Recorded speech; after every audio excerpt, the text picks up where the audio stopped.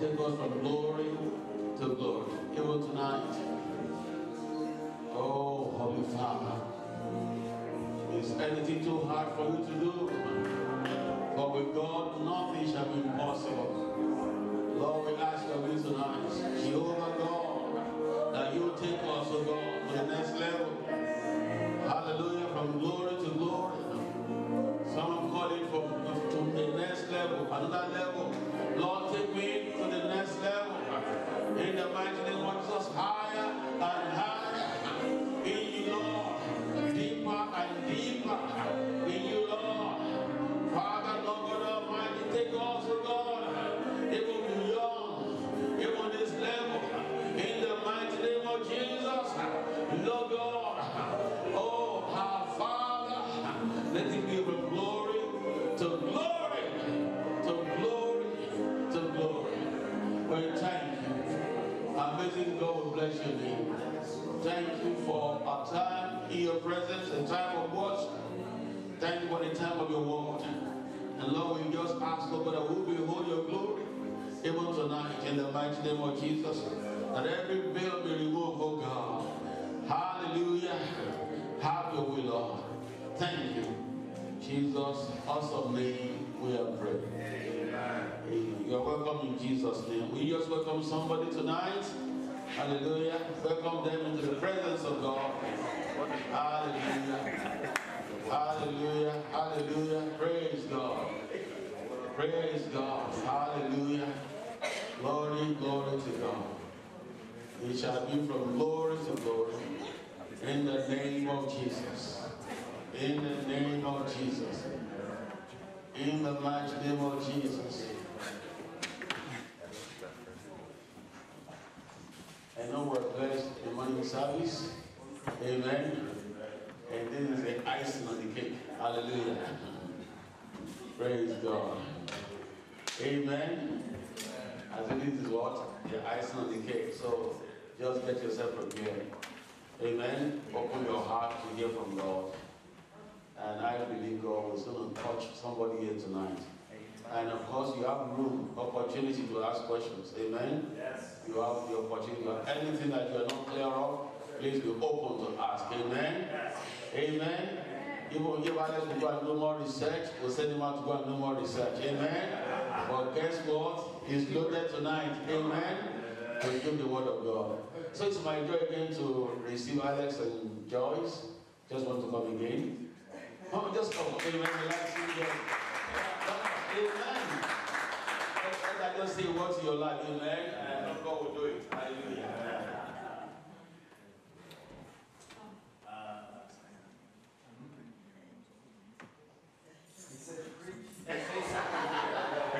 Whatever you want. You just say, he tells me what I have to do.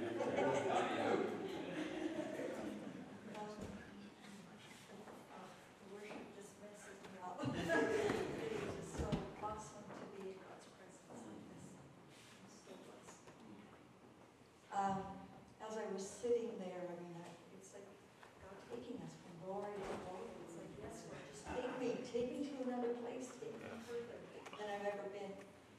And at the beginning, I was thinking of how Alex said earlier today about how each one of us is so unique and how God wants us to be here in this world, that we need to be here. We need you. And what reminded me of was, I've been, I don't know why I'm feeling emotional. I'm just feeling God's presence, but I just feel like so much more. It's like God unlocking something tonight for you. And I was remembering being in Berlin, Germany, in all African church. And it was all these different African countries. Sorry, it was a church where everyone was from a different African country. And when I first walked in, I didn't know what to expect. I didn't know what was expected of me. And so there were some surprises. Even how the first guy I met grabbed my purse, my Bible, and took off. And I wasn't sure what he was doing. I didn't know that he was taking me to a place of honor and having civic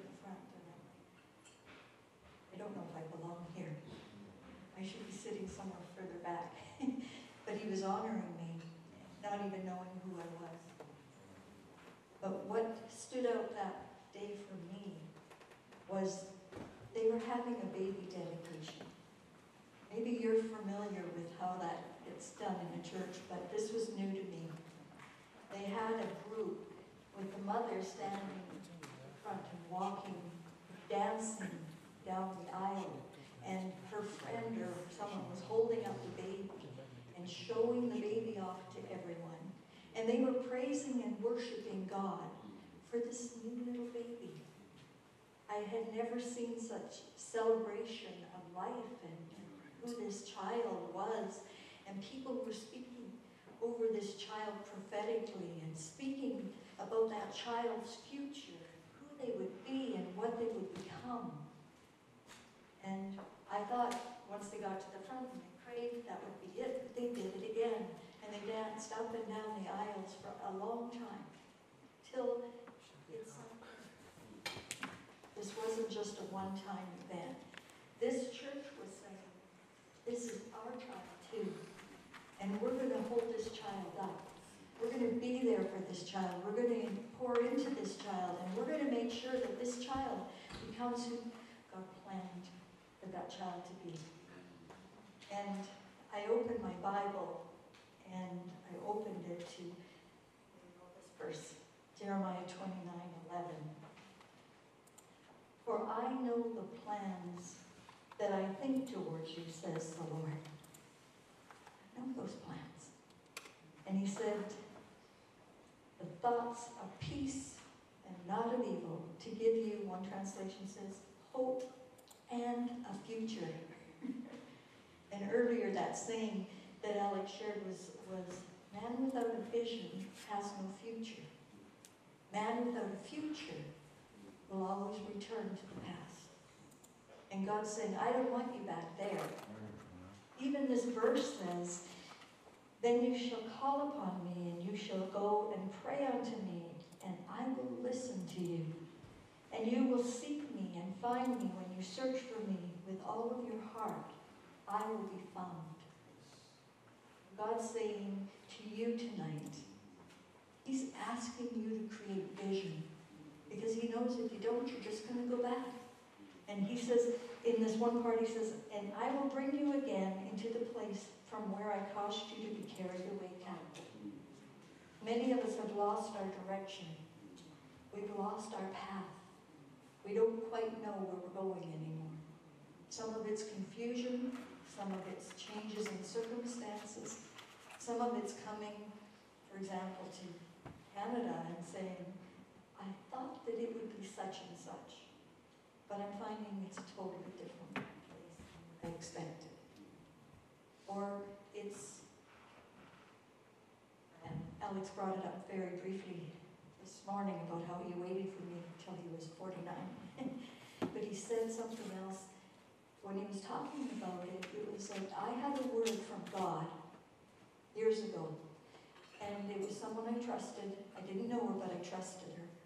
And she came up and she said, you know, you've been ministering to us for several weeks here. And God is saying he's so proud of you and he's thankful.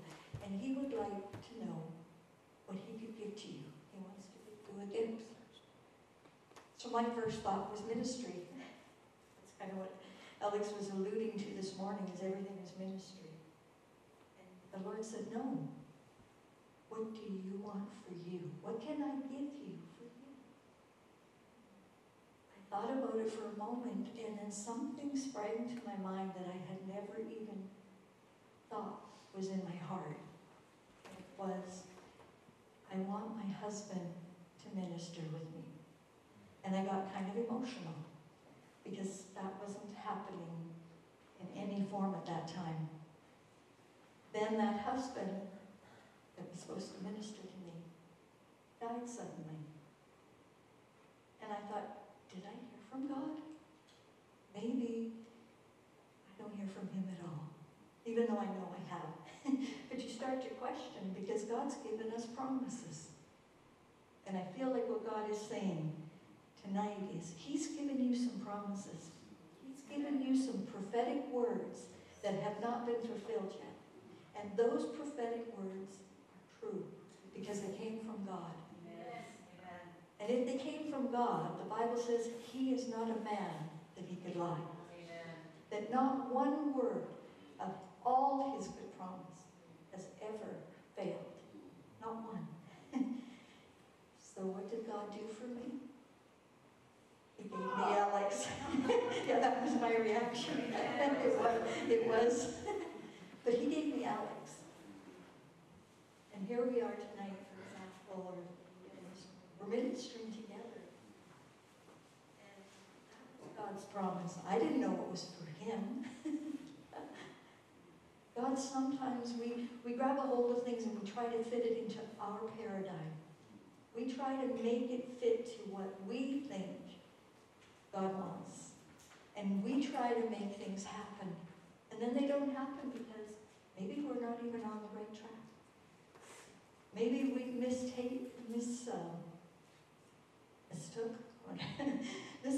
what God said to mean something different than what he's actually said. I thought, well, I had a husband, so he's going to minister with me. I didn't know it was going to be Alex. Years later. But what I did know was that God is faithful. If God says something, he's going to. And I believe as you're creating vision, as Alex begins to share that with you, I believe he's saying, look at the things that are in you. It's okay for me to share that. No. Look at the things that you have in your hands. Look at the talents God's given you. Look at the things that get you excited. So often we're trying to do things for God, and we're doing the things that we are obligated to do. We feel like, I should do this because there's a need. I've done that lots in my life.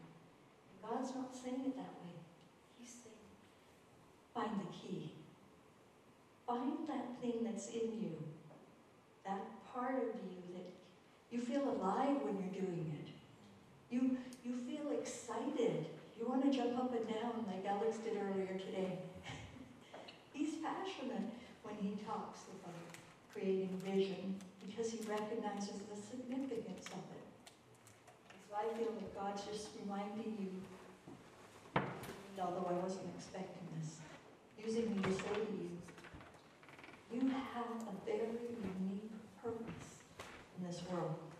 You were created so uniquely, as Alex was saying earlier today, that there's no one just like you. No one's gone through experiences of God's Word exactly the way that you have. No one has those same creativity. You look at an artist, there's artists that I really enjoyed. I look at their work, I'm in a place and I go, oh, I know who did that. Because it's their style. It's their unique piece. And that's what God's saying to you tonight, as Alex is sharing with you. He's saying to you, be unique. Be proud of who God made you to be. Be proud of the fact that he singled you out and said, there is no one else like you. Enjoy it. Celebrate it. For me, I just need to say one more thing. For me, Alex and I talk about how I said yes and how significant that was. Part of the reason was because I discovered I was fighting who God wanted me to be. I was trying to be what I thought I should be. And some of my strengths were in a whole different direction. God showed me I'm an achiever. He showed me I'm a maximizer, and I want excellence. He showed me that I'm strategic. All I thought, and please don't misunderstand this, because this is an incredible opportunity I've had, but I thought I would be a person full of empathy. I thought I would be a person so compassionate. Those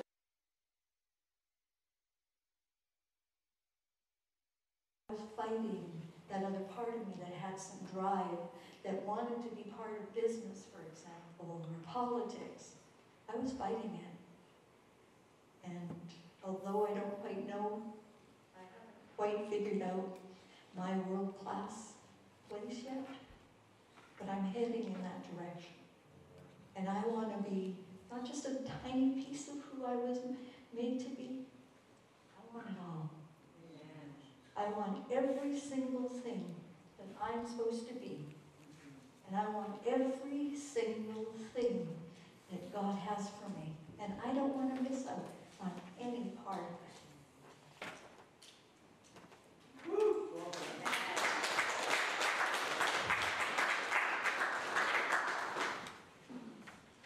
So here we are again. So vision, goal, I had. If you're going to preach about it or talk about it, you should have it. We had a vision. We talked about it. Okay? So the goal for this talk, you can tell me if I've succeeded or Joyce and I have succeeded, but it's to motivate you to use your gifts and talents to co-create with God a vision to impact this world with God's love. And nobody can love like you, because you're unique. So nobody can love like you. So that's the goal, okay? So who wasn't here this morning? So I gotta repeat some stuff. Okay, so I'll give another line just to Joyce said it, I just want to read this again. There's a scripture in the Bible that says, a man without a vision perishes. Okay? No direction. We asked why we needed a vision. Why do we need a vision? Somebody pay attention this morning. Answer the question for the people that haven't heard. Why do we need vision? For direction? To fulfill purpose. Okay? And in this saying we love, because it says, I know it's good when she wrote it down. She wanted to see it, she actually wrote it down. A man without a vision is a man without a future. Okay? And a man without a future will always return to his past. I don't know about you. Well, I do know. Everybody wants this. We want to grow with God. We want to experience Him more. We want to have a fuller life. When Jesus came in us, He made us brand new. He said we became a new creature. And that new creature wants to get out and enjoy this world and mess it up for Jesus. Right? Yeah. So when we say we want to grow or we want to have a vision, that's what it is. We want to be effective. Okay? We love God. And it's really good that we can be here and praise His name. And He says He inhabits the praise of His people. So God's presence always comes, and that peace that passeth all understanding. The fullness of joy is here. But there's a dying world out there that needs that love. And just to give you a kind of these 2 times I've come here today, I have a testimony. Okay? So, and this messes me up. Okay? So, we run a house church. Okay? And a house church is, heart is down and outers. And a lot of people don't go to church. Okay? So we do a meal, feed a meal, and then instead of preaching at them, we'll do one thing to honor God. We'll do communion. We'll tell them that we're grateful that we know Jesus, and He said to do this to remember Him, and we'll do it. So anybody that comes to our house knows that there's some, and we just allow the Holy Spirit in the conversation, and whatever goes on, we trust God for. Well, we canceled our lunch. We'll do everything to keep our lunch going. I'll delegate it to somebody. Joyce will actually stay. We talked about, Joyce will preach tonight, and I'll preach in the morning, and that way we can still do the meal. I thought, no, this time we're just going to tell them, we're going to be in church preaching, so if you want to come, you can come. Okay, and a couple people came. And one of the guys that's been coming, he brings his friend, and his friend, of course, can't do it. You a Christian? Do you know Jesus? Okay, sorry. I'm not going to embarrass the guy and say in front. I'm dying to know, but it'll come up. I'm trusting God for that to come up. Anyway, he's been coming and he's enjoying the meal, and he's a very soft-spoken, gentle man. And, pick up little things like he's, probably late 40, 50, late 40s, maybe early 50s. Early 40s, so what do I know? But he's low functioning. He's obviously some wounds in his life. He's single, knowing a little bit about it. Don't really want to ask anything more, but he's super guy. Okay? He came. And he got rocked by God. So he felt God's presence when we were worshiping, and he comes up and he describes it because he doesn't have a Christian background. I didn't know that. I asked him this time because he was so open. He was so excited that he actually knew me. He was in a church, and he hadn't been in a church since he was a little kid. And he said, I was in a Catholic church. That's what I knew. But he said, this was like, it was like, still that Roger, what's his name? Dangerfield. What's his first name? Rodney Dangerfield. In a show he said, he kind of got a hold of the music and he started swinging to his feet. And before you know what he was doing, he says, it was kind of like that here. That's what I felt like. It was getting a hold of him. And of course, I then assumed that he kind of knew Jesus. So I go, that's what it's like, isn't it? The Bible says be drunk with this, not with wine, but this is better. And he's laughing. And then I asked him, I said, well, what is kind of your church experience? And then he told me, I don't know what church. I was a Catholic when I was a kid. But the vision thing really spoke to him. And he said, I fight depression. Of course, I'm going, what is depression? And he goes, I'm on a disability. But he said, this is what he said. I'm on a disability. And I'm going to school right now. And I'm trying to do websites. And I'm actually pretty good at it. And then I told him, well, I used to do that, and I'd love to hire somebody to look after all the business I got. And I gave him a list of things to learn online. He got in trouble because he was learning too fast and taking courses. And of course, he's got government funding, and they're going, no, slow down. You got to take your courses. And he just left here ecstatic, can't wait until he comes next Sunday to do it. Amen. And he doesn't, he really doesn't, he's experienced Jesus, I think, but I don't think he's really made a commitment to God. Okay, so he sees the value of vision, okay? And a lot of times when we're looking for, this is kind of, I'm going to mock it a little bit. What's my purpose? I'm not mocking you. Lots of people do it. We've all done it. Like, what am I here for? And then somebody preaches on vision and it's like, I don't know. Okay, so I'm gonna take it a bit. We know why it is. We need to be going somewhere. We need a plan to go somewhere. You come to faith, you come to know the King of Kings, you have eternal glory in you, you have all power and authority to do anything on this earth. Well, what do you want to do with it? And by the way, you don't have to do what everybody else does. Okay? You don't. So what do you want to do with it? And that's really what this is about. Okay? Now, there's a practical side of it, because going to bed and sleeping, getting up and eating brekkie is practical. It's just normal things in life that we need. But we're spiritual. So it is spiritual.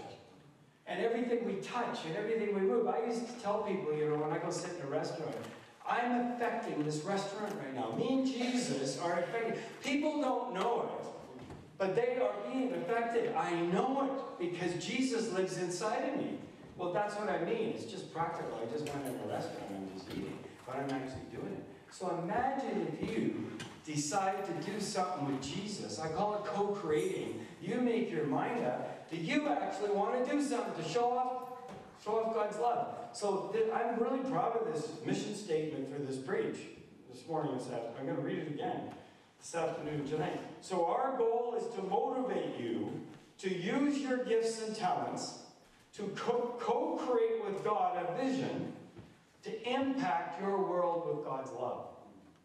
Do you know how many different ways there is of showing love? I wrote a book and I laughed. It was the 7 love languages. Is that it?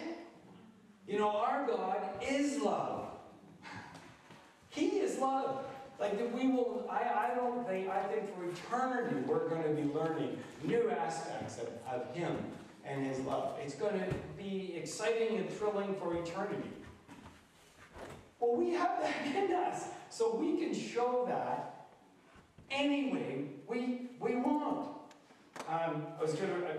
This is kind of the theme was doing it. Do Do it. Show people. Just do it. Nike. Okay? So, you know, the parable of the talents.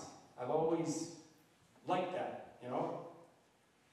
I don't know if I'm going to read it because most of you guys know it, but what's the theory? Just speak out. What's the story about the talents about? The meaning of it. Use it. Okay, what happens if you don't? You lose it. Okay? So you have some gifts and talents. What are you going to, on purpose, use with your mind and your spirit and your being? What are you going to do to show God's love? And should you do something that's not in your gifts or your talents? You can develop your gifts and talents, but you don't have to be somebody you're not. Because God's love is unlimited.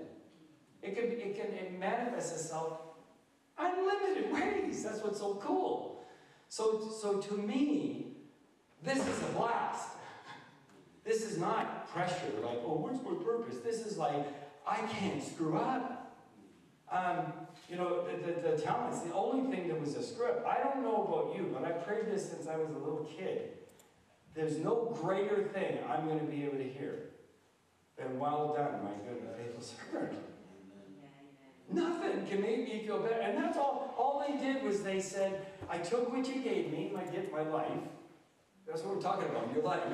I took this new creature that you made me, and I used it, God. And now look, here's a little more. Well done, my good and faithful servant. Man will put pressure on how much you have to do.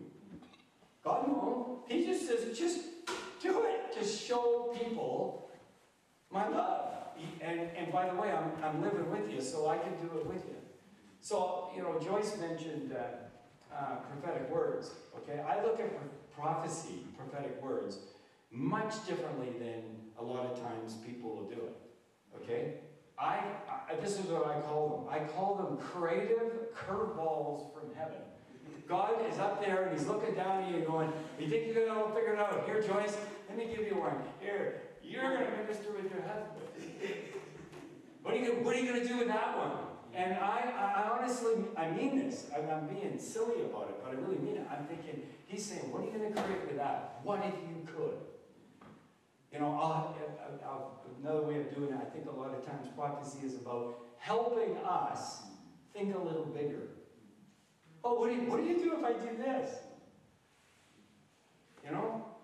Which is exciting to me. Now it's like, okay, well, what would I do with that? You know? The Lord spoke to me once and he said, honestly, and it was the most loving way. So this is, don't ever look like it's a religious or down thing.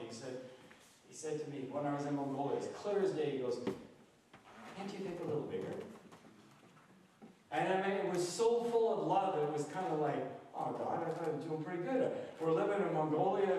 I tell everybody, share love with people. Like, I mean, a lot of amazing things. And when you start doing this, amazing things happen in your life.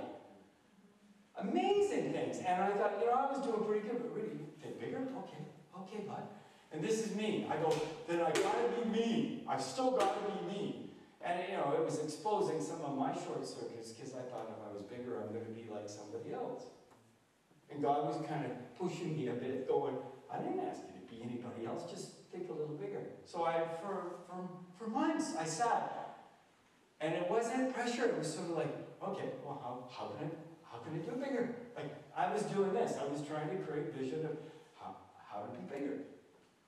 What could I do to more impact the world than I am already? And still be me.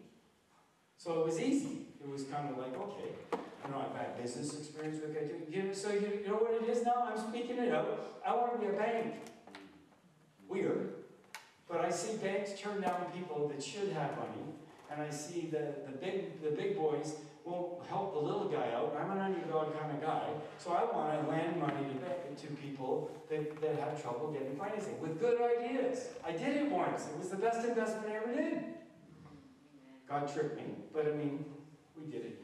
I said I'd never put a mortgage on our house because it's debt-free, and we had to mortgage the house to lend money to this young man that was really stepping out, and he knew Jesus, but it wouldn't have mattered if God said do it. God said do it, so we did it, and it was amazing. Got all my money back and still getting money now.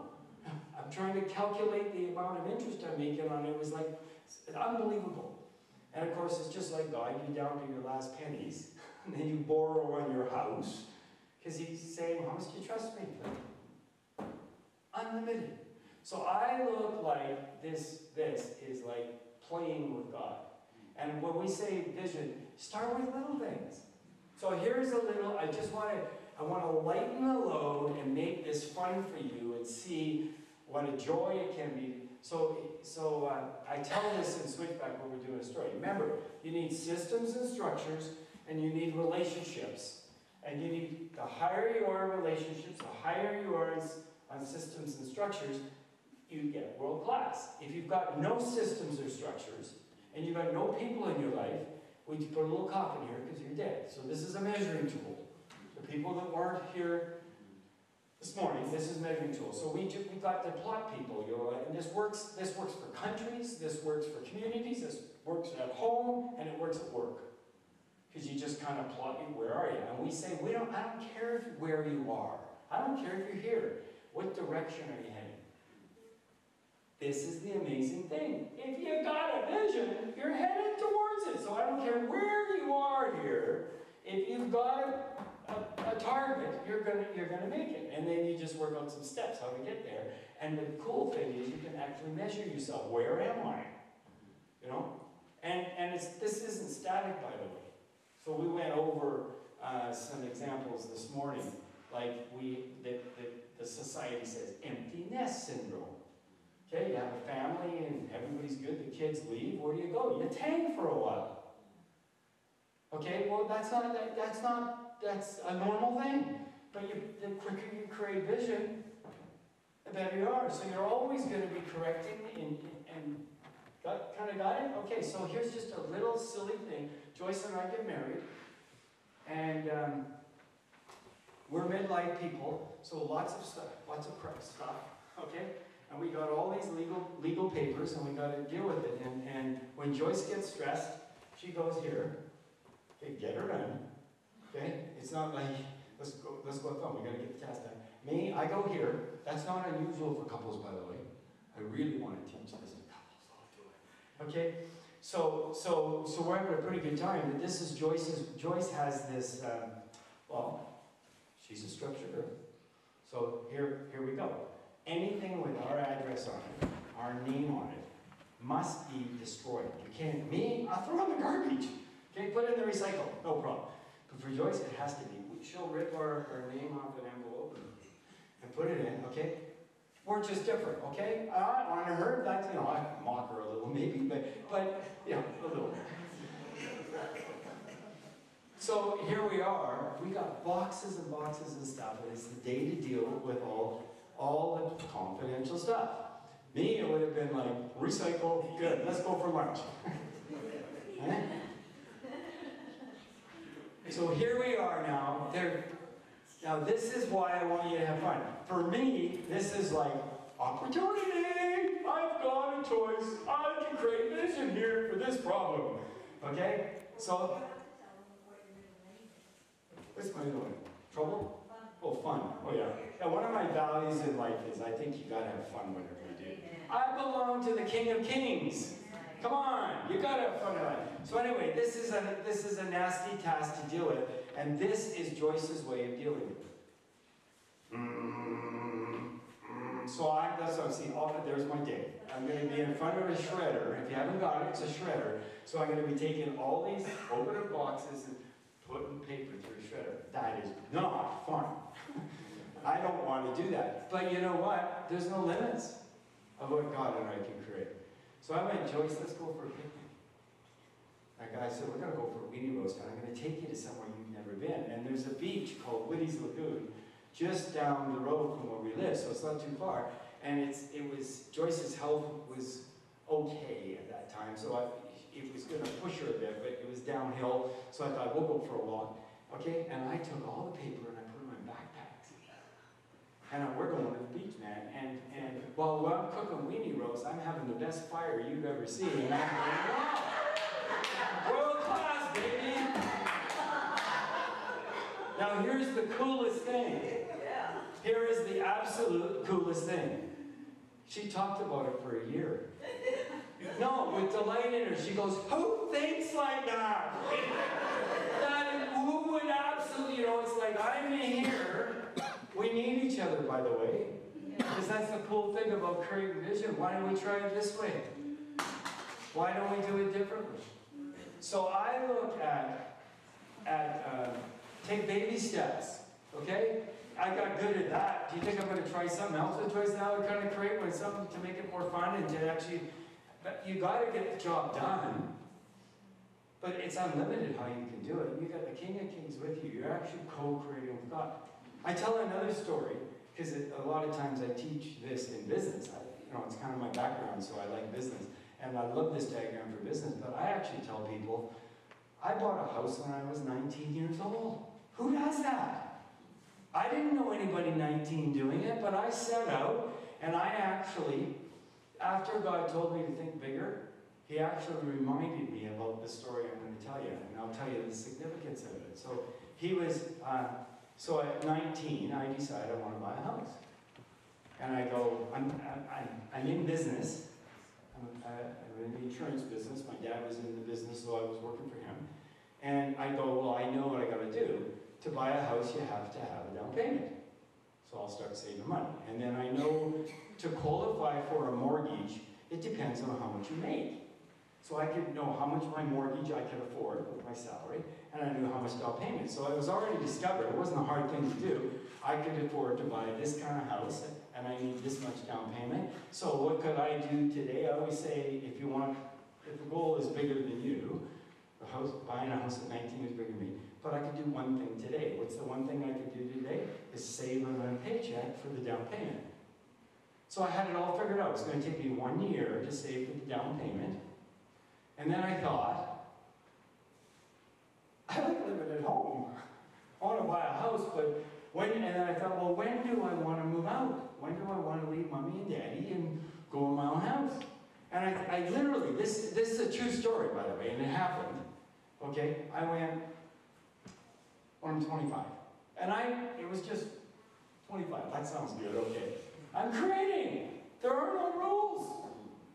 Okay, and then I thought, well, what am I going to do with a house? If I buy a house, and I'm not moving in until I'm 25, I guess I better rent it out.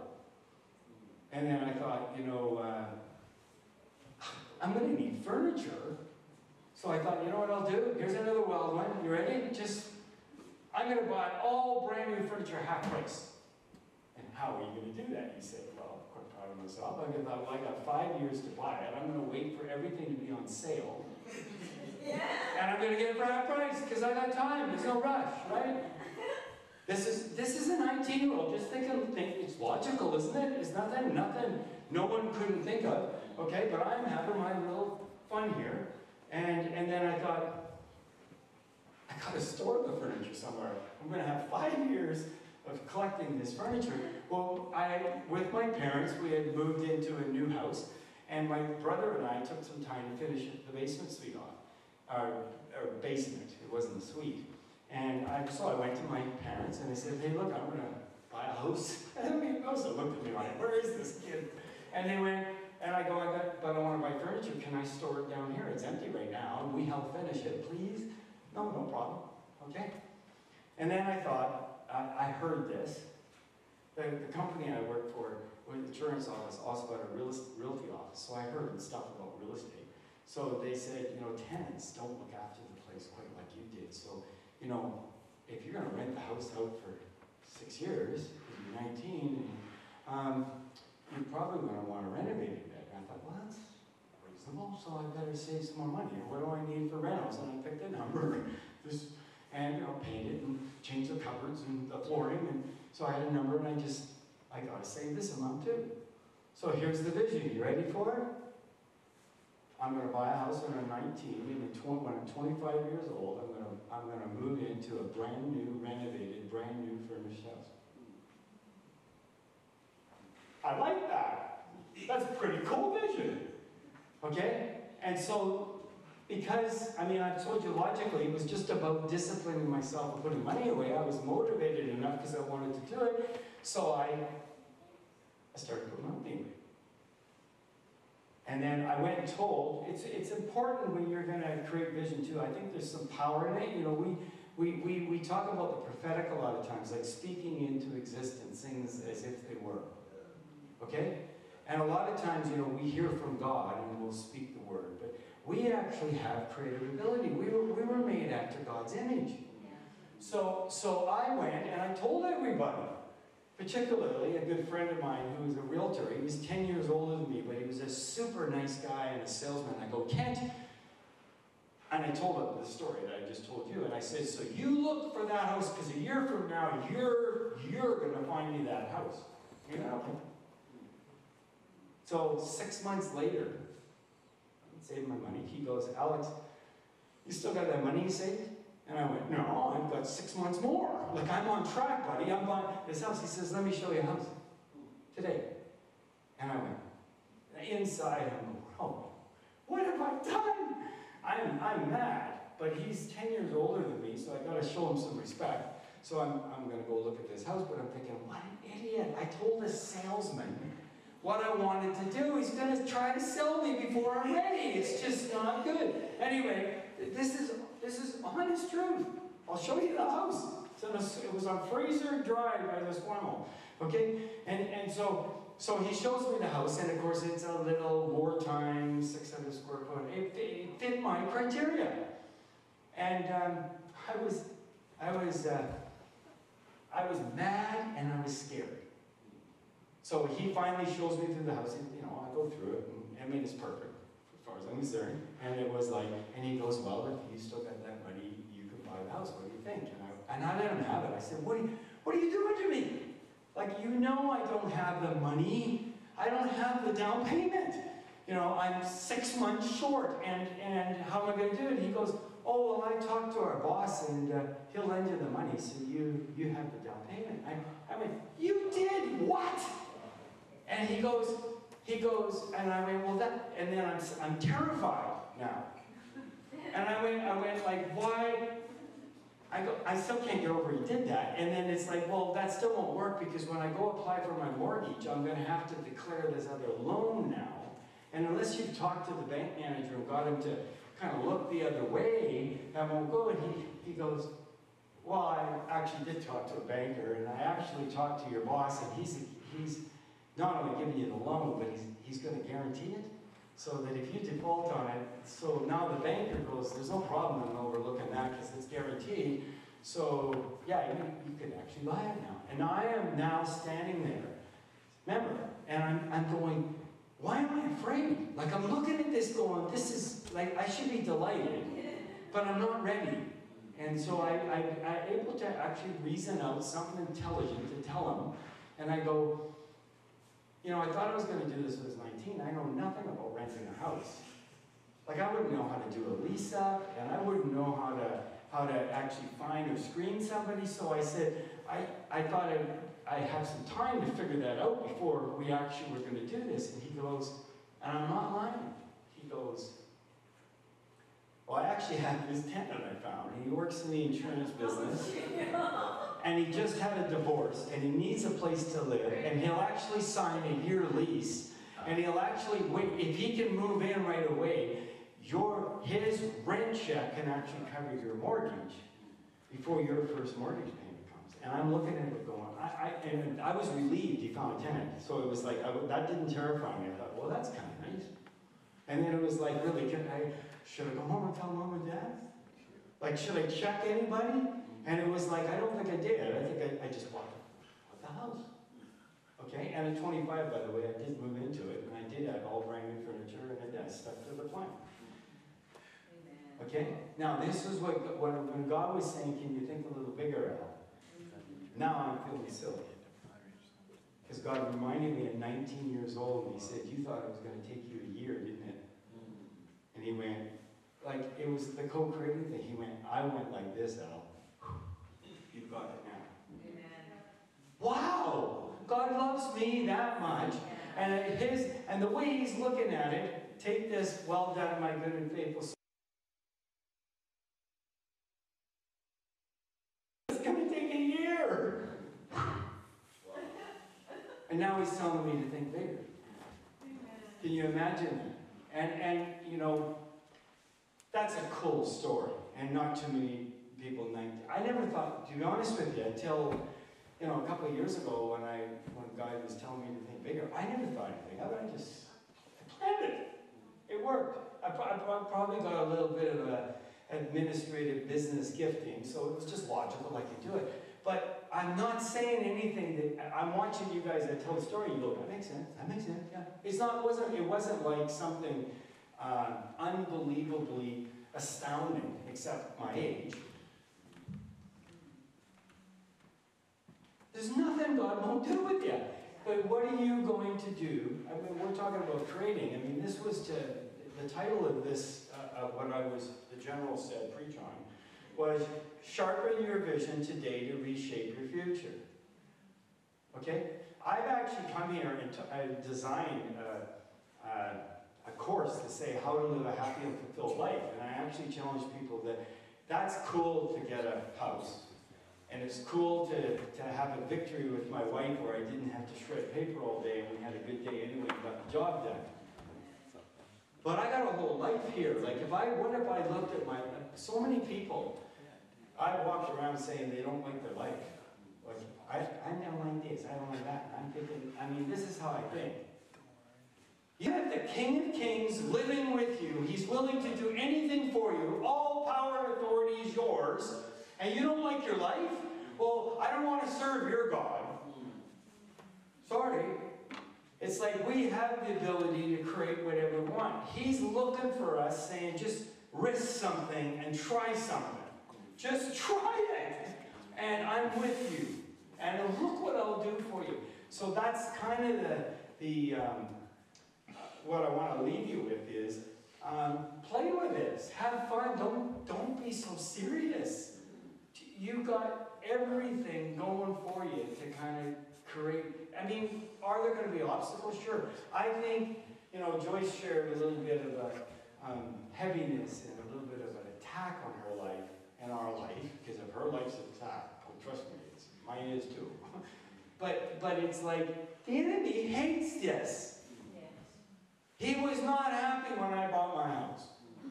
He's not happy when I figure wild ways to love. We were enjoying God's presence here, and I was thinking, this is hilarious. I'm thinking, you know why we're in this building? Because Pastor had a vision. And he came to my wife and said, I want you to find me a church. You're in real estate, and I want you to. And what's even funnier is Joyce was in real estate because I loved her to create a vision, and she wanted to sell real estate but not have a license and be bugged. And I said, well, you could work with a realtor. Sure, they could do all the legal paperwork, but if you, I said this, you prophetically find somebody a house for somebody, that's for home, one of the greatest gifts you can give somebody, and I'm sure a realtor would love to pay you half the money. Find the client, find the house, and say, go write the deal up, and you get, that'll never happen. Give me an hour. Give me a day. But there was doubt. But it was like, well, let's try. Let's just try. And within a week, she's working with my partner who wasn't a Christian, and after working with him for 13 years, he came to faith. And the guys that Joyce is working with is the only family member that doesn't know Jesus. How long is that going to take? Working with Joyce. God's working everything. So I say you don't like your life. This was a business course I learned about, and it was about stress. Years when I was 20, and God spoke to me and said, "The Bible. This is Bible." And remember, I said this morning I was sarcastically looking at it, going, "Yeah, the guy's probably getting tons of money, and if I stood up and said it was Bible, they'd all run out." And it was like, who cares? This is the creative stuff. Who cares? If you can teach people Bible, and that's the only way they can get it, is you don't have to Bible thump them. Does it matter? If they start heading in that direction, it's going to draw them to God, and before you know it, they're going to know Him. So I look at it. So I don't have to force it down, God down their throat, but I can love on Him, and I can share the principles that work in my life and encourage them to do that. What a wonderful, wonderful thing to do. I don't even know what time we're supposed to quit. I'm having fun. I think we're just, this is the prayer for you, okay?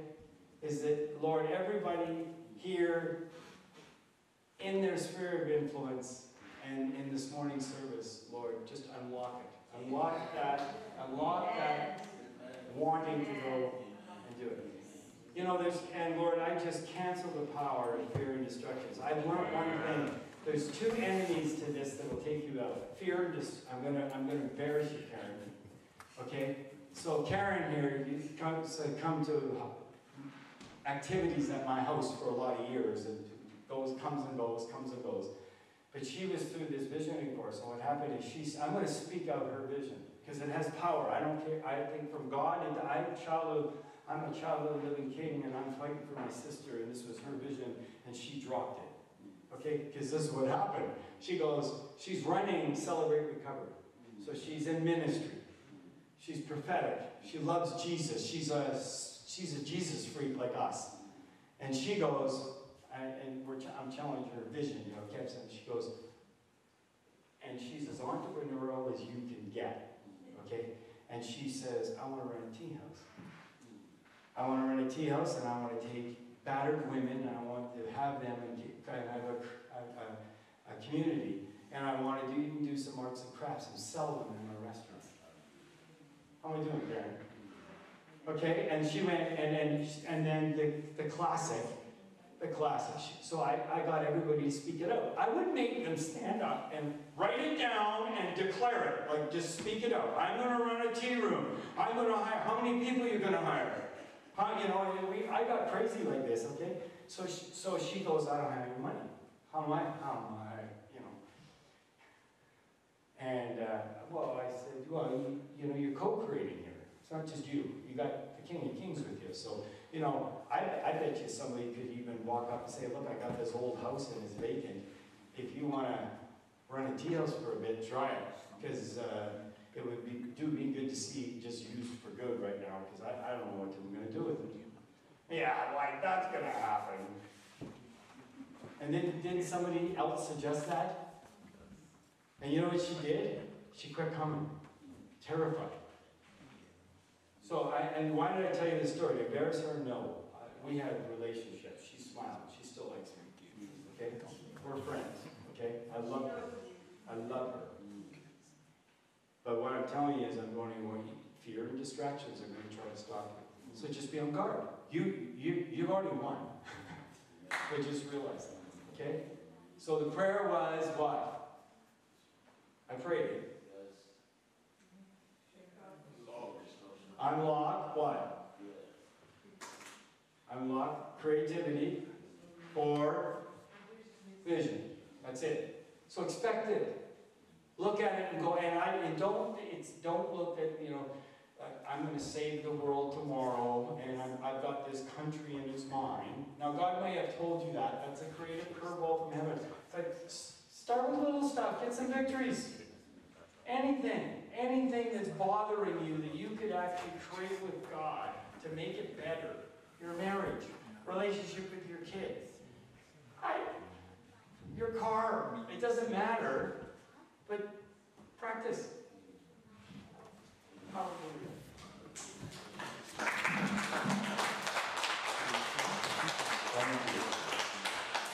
Hallelujah. Just throw it open. If you got any question, that's yes. good. Okay. So my question is, I know when we're talking about work justice, Okay. we're talking about like more natural, right? Not success in ministry or something that we were talking about. Because this is what I am kind of like walking into where I'm in a situation right now. I'm a designated accountant, and I got a little. The world needs an accountant. Laid off. Yeah? 3 times, and I said, oh, maybe I'm not doing it right for the Lord. And so this time I'm applying for my master's in UVic, and I said, Lord, is this really what you want me to do? Because I don't know, for some reason it was way back, and I put it in packed in my burner. And so I said, Lord, I want your information, Yeah. because I don't know, if I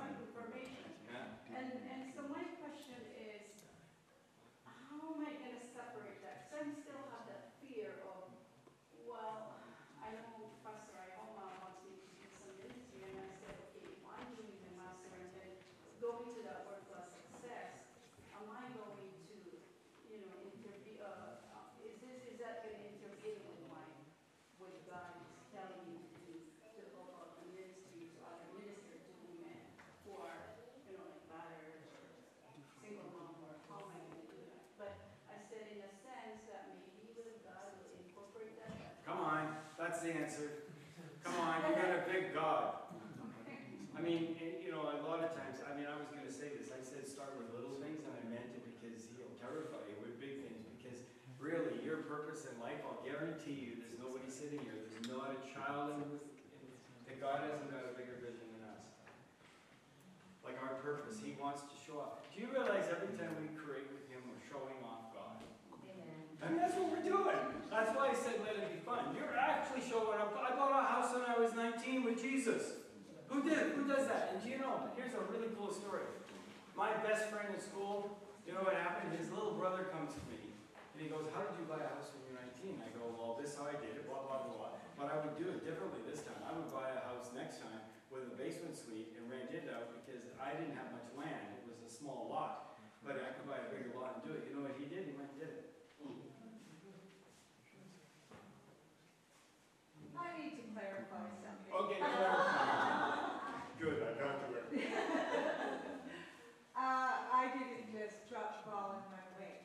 What happened was, he had me writing things down in vision, and the picture started growing, and it was a bigger community, and more things happened, and more people involved, and I started drawing pictures, and things started growing, and I was working full-time, and then I was also doing ministry full-time, and then what happened was the Lord took it, and it all started happening. It all started happening way too fast for me, and I was already at the point of exhaustion. So it was. I got overwhelmed with fear because it's too much. I can't handle it all right now, and I had to shut it down. And that's what happened. So that's why.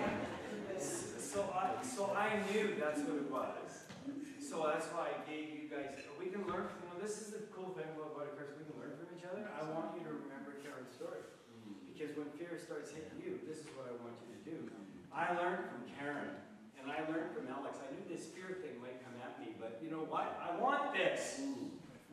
So I'm not going to stop. Somehow God can work it out. So that's sort of the encouragement for you is God's big enough. You're not screwing up. You've got the confirmation. You know. It's your confirmation. I'm not saying it. Okay, you know it, and God can handle both. I mean, I ran a business, like a business with 3 offices, with an unsaved partner, dealing with all the stuff I did. And at home, I go home. I had a raving kids ministry with 50 kids in my house every almost 3 times a week. God can do it. I didn't know what I was doing. Any other question? Can you smile when you ask that question? Sorry. I got permission from your wife to slap me. It doesn't stop me though. Okay, what about, fear, the support system? How can you create or generate this support system? Okay. Because sometimes when you have a vision, Okay. Yeah? this system can actually discourage you. You're a pastor's wife, and you're going to hate my answer. Lord Jesus, Lord Jesus, you're a pastor. Lord Jesus, I need more people. I need help. I need a team. I'm not very good at this. I would love a mentor in my life. Lord Jesus, I would like, you can create whatever you want. Answer. Okay. What are the structures? I know that you mentioned something like that during the day. What are structures? Structures. Okay, so what's the structures I needed to buy a house?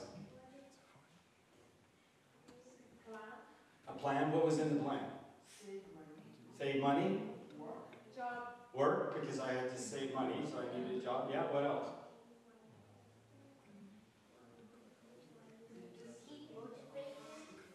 Yeah, keep motivated. That's good.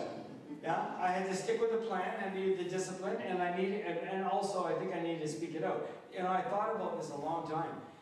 I didn't buy the house. You know what it was? That realtor overcame and did everything for me.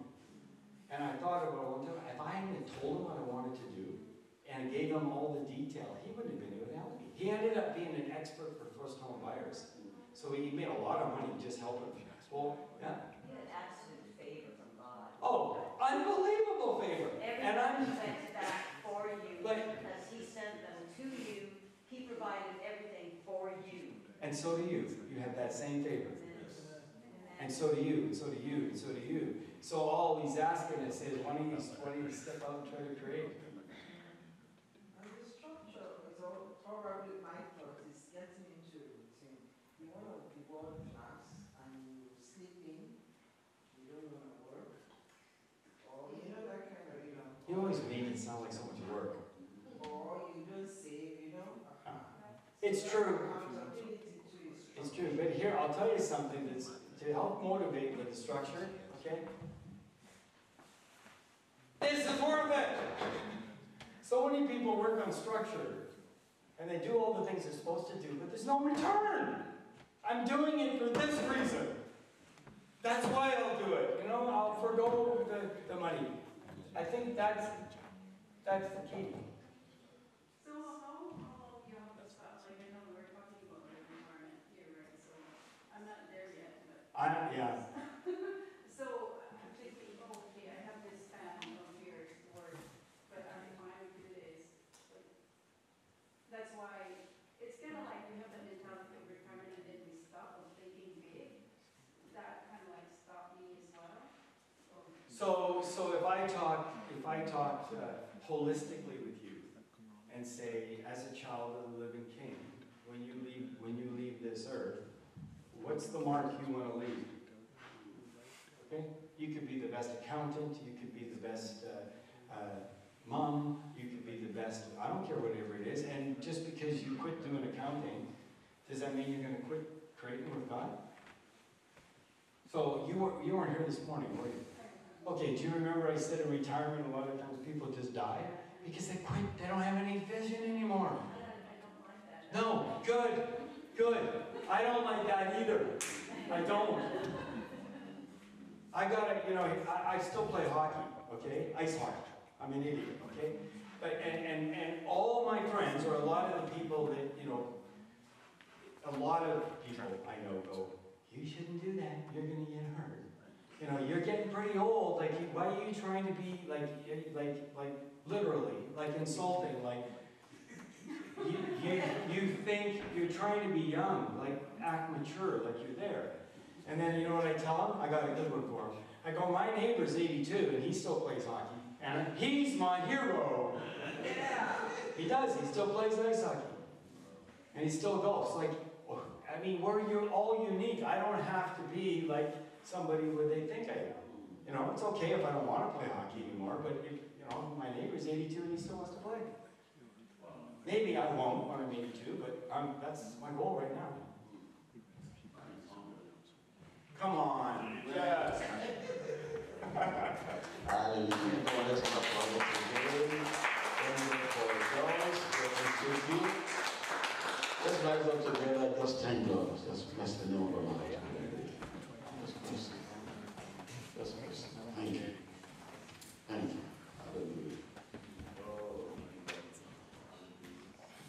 Hallelujah. Hallelujah.